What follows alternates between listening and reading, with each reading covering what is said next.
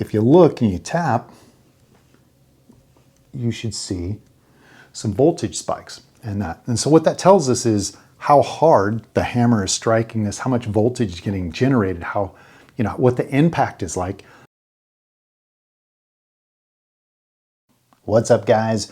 We're gonna do Vulcan 3 review, build quality. We're not gonna do any groups. There's a lot of information to cover. So the things I'm gonna go over is the build quality, what's included in the boxes. We're gonna scope the barrel, listen, we have some devices to listen to the ping, how long the ping, how loud the gun is. We have, you know, sound monitor, trigger pull for all three guns. And we're gonna I'm gonna try to notate the differences between the rifles where it's relevant and some of the expectations. So let's get into this. When you first get your rifle, Tail on Tunes is, I think, the exclusive seller in the United States. So Tony pretty much gives you kind of a map out of the chrono and what this rifle looks at 30 yards, which I think is very important. I really actually like that. It's one of those things that from some other resellers or sellers, you don't get that kind of quality of service. Pretty much you just get the gun. You even wonder if it's been shot or even looked at. But this here, you get a 10-shot chrono along with, I have two different slugs, one pellet, one slug through the rifle. So that's a pretty awesome deal. Now, comes standard with Now it comes standard with all the rifles that you get. You get a box, and inside the box, you get a bunch of different things. You essentially get 2 magazines, metal magazines, which we'll go over here in a sec. You get a lot of stuff here, like adapters, probes, some hoses, some measurement device for your groups and all that stuff. But let's get into the first part, which is the magazines. All right, let's look. If we look at the quality of the magazine, it's very good. It's all metal, very solid. You have 4 little hex screws. I'll get you in a closer look. Very solid. I like it because most of the air rifles now come with some cheap plastic stuff, and then they want to shoot slugs with it, which they're too heavy and the springs don't work. And, you know, in I guess the relative item is the Day State mag as well. It feels about the same quality. This is a little bit higher, but this kind of has a little bit higher shot count.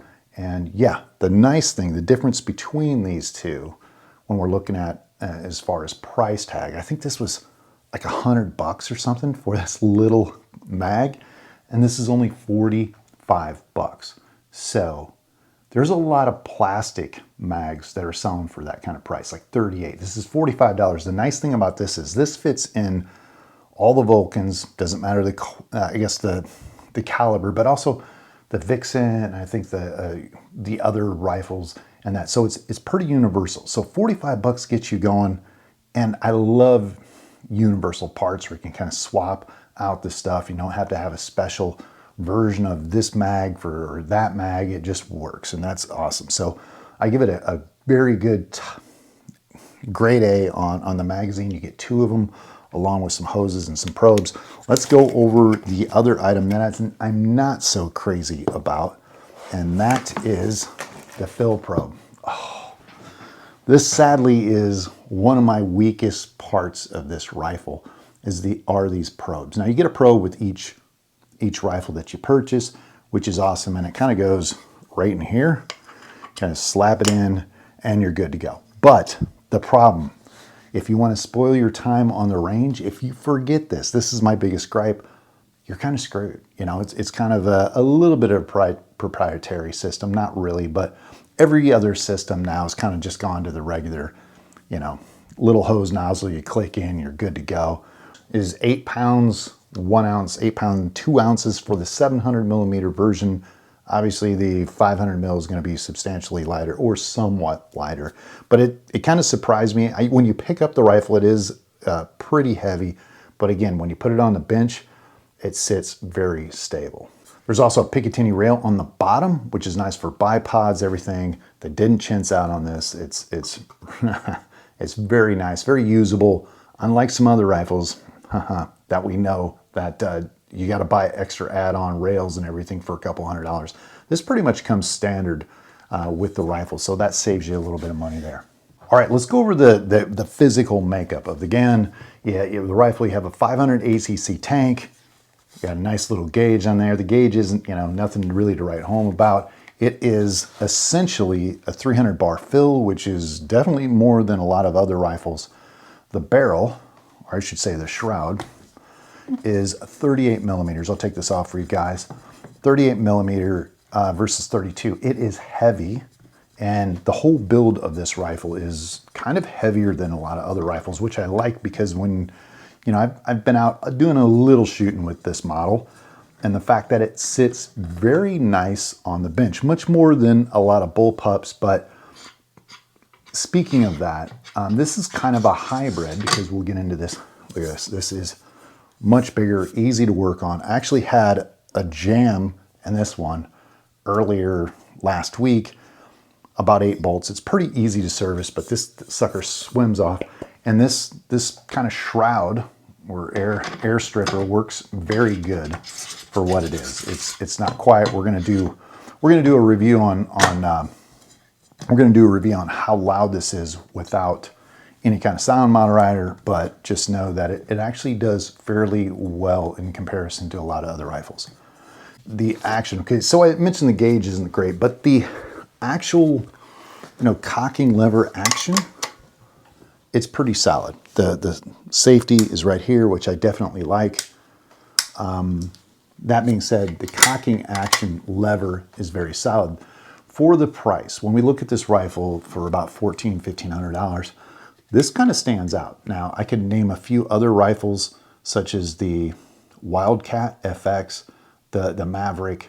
This action feels much better than those actions as far as coming back, like cocking it back. It's the metal feels stiffer, feels more solid. The gun feels a lot more solid overall. Also, you notice that the cocking mechanism is on the left side. So if you're one of those guys who kind of likes to speed shoot, or you're just pulling the trigger, your hand doesn't have to necessarily lead the trigger, but your left hand is kind of doing the cocking and all that other stuff. So I'm not a big fan of that setup, but it's easily to be able to swap it over to the kind of the traditional side, the right-handed side. But yeah, it's totally possible. It's a nice add-on bonus. It has a 20 MOA rail, which is awesome for long distance shooting. You can pop this off, and to switch the barrel out, essentially you got to pop this off, and there's 4 screws here, pop this off, and there's another 4 screws, and the barrel kind of comes out, no problem. So the synthetic stock will save you, I think, around $100. And it just seems to match the gun, the color, and everything very well. One other thing I forgot to mention on the cocking mechanism, there is a little bit of that play. When I mean that play is when you cock it all the way back, sometimes it will want to go back and then forward. And that's where you end up doing a double load. I had this problem all the time on the Wildcats, sometimes on the Mavericks, but never really on the Day States. If I double loaded, that's because I forgot what was in there. The impacts have a little bit less travel, a little less bounce to make it kind of reload.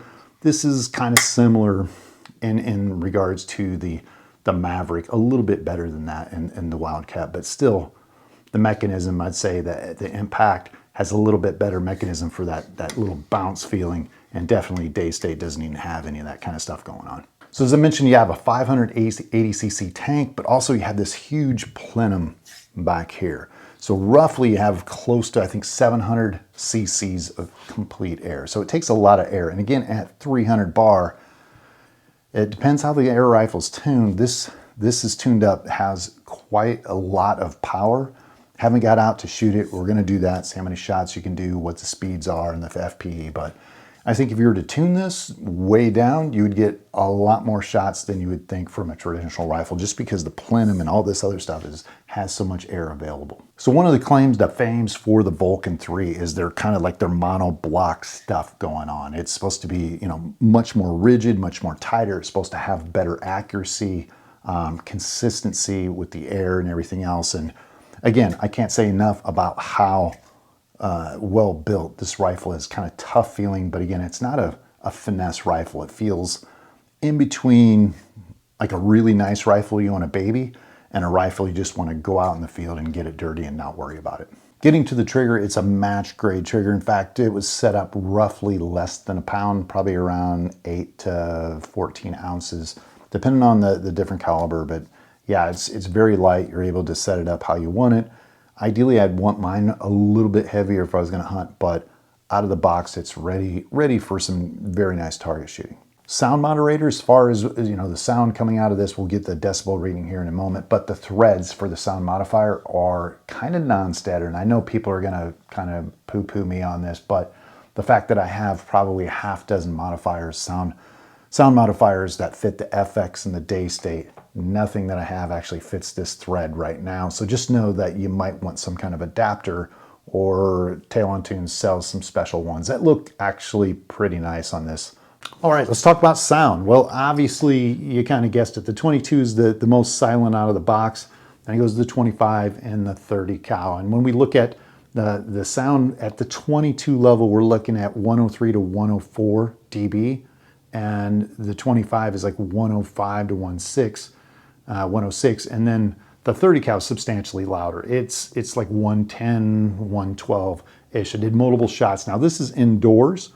And so the echoing is going to be a little bit different. There's going to be sound bouncing off walls, but then if you get outside, it kind of doesn't, the same sound. It just kind of disperses a lot more, but then you get a lot of ambient other sounds as well. So it's kind of one of those things. Just to put it in perspective, my Red Wolf HP, which I consider pretty quiet with a silencer on it, in this scenario is like a 100 or something. So it's,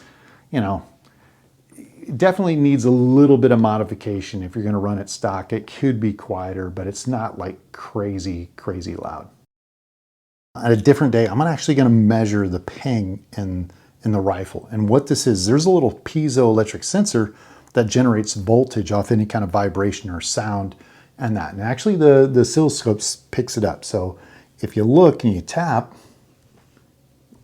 you should see some voltage spikes. And so what that tells us is how hard the hammer is striking this, how much voltage is getting generated, what the impact is like, and also tells us the vibration length. So it's on a half-second timeline right now, so we should see a ramp up and then kind of a slow tapering off, almost like a tuning fork. You hit a tuning fork and it kind of slowly comes down the sound.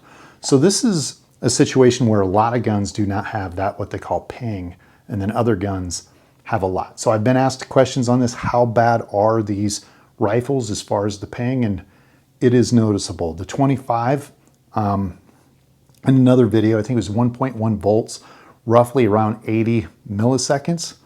Yeah, and the frequency is, I think, 12 hertz or something like that. But that just gives us an indication. In comparison, I had a Air Force Condor 25 cal that shoots almost twice as much power as the 25 cal that I was testing, and that had, I think, a voltage spike of about 600 millivolts, almost half, and a duration of only 40 milliseconds. So that kind of gives us a rough indication what we're dealing with. I might try my day states. I don't think those are even going to register, but we'll see.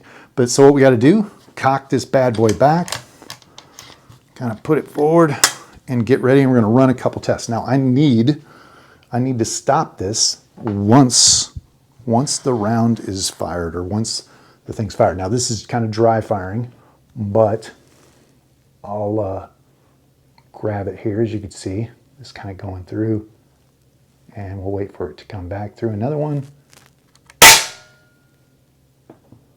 Okay, we're going to save that. We'll do this a couple more times.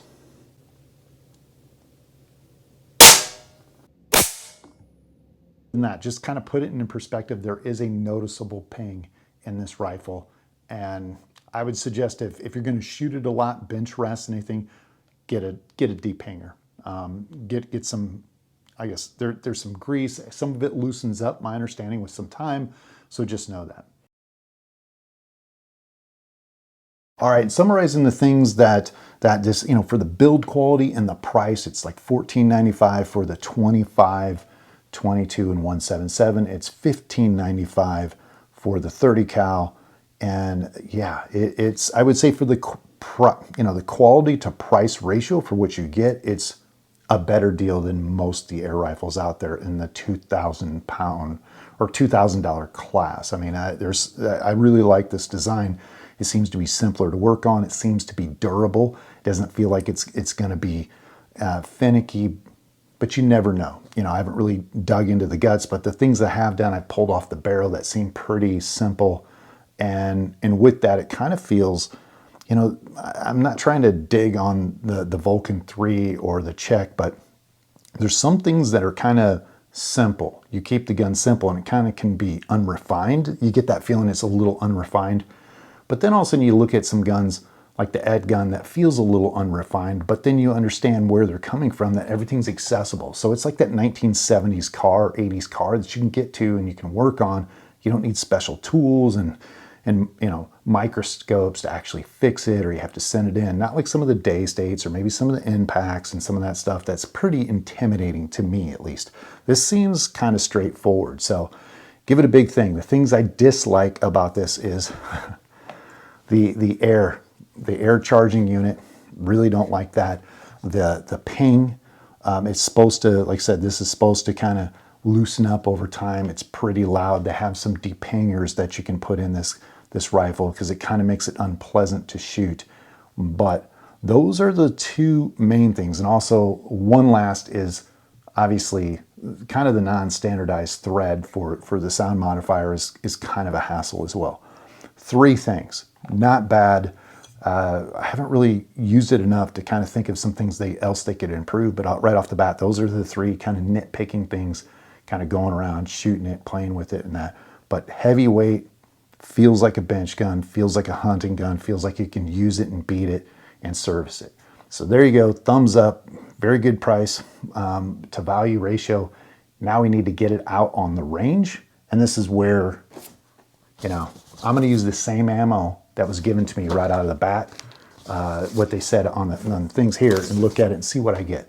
If I get close to these groups, let's say 3/4 of an inch at 55 yards, max an inch, I'm going to call it good. I will use other ammo, but I want to use the ammo that was tested here just to make sure we have it a 1-to-1. I want to use that ammo right out of the box so I don't have, you know, fouling of the barrel or any of that kind of stuff, just to make sure. But again, that accuracy is going to improve as you get to know the rifle, as you get to kind of clean up the barrel and know the rounds. But again, if you can get 1/2 inch, 3/4 of an inch groups, maybe an inch at 55, that's a good deal. Just the things that you just don't want it opening way up, and that can be annoying. Then you're scratching your head like, how accurate is the gun? Is there something wrong? But there it is, guys. You got comments, questions, write it down below, and let's get this on the range.